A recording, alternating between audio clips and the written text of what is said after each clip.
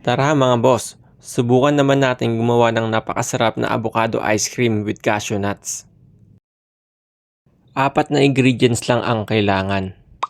Condensed milk, Nestle cream, avocado, at cashew nuts. Maganda naman na bili nating avocado, hindi maugat. Pagsamasamahin na natin lahat ng avocado sa isang lalagyan at saka i-blender. Pakonti-konti lang muna lagay ko sa blender dahil hindi kaya ng marami. Hinalo-halo ko din dahil mahina yung blade. Mukhang nagpapapalit na itong blender. Ayan mga boss, tapos na natin i-blender lahat ng avocado at okay na yung texture. I-set aside muna natin ito. Gagawa naman tayo ng ice cream mixture. Ilagay naman natin yung isang Nestle cream sa isang lalagyan at saka haluin hanggang sa maging doble ito.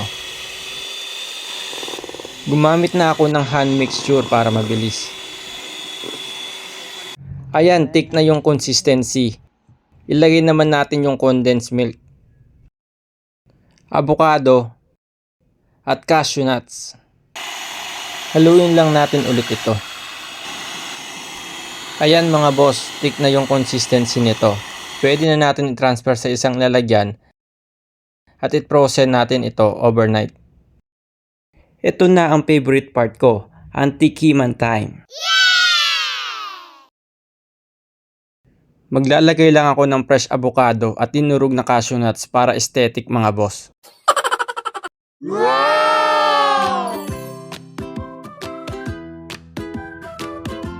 Tikman na natin mga boss itong ginawa nating ice cream. Ang sarap mga boss, sakto lang yung tamis. Malasa yung avocado dahil marami tayong nilagay at mas naging special pa dahil sa cashew nuts. Try nyo din gumawa mga boss. Thank you for watching.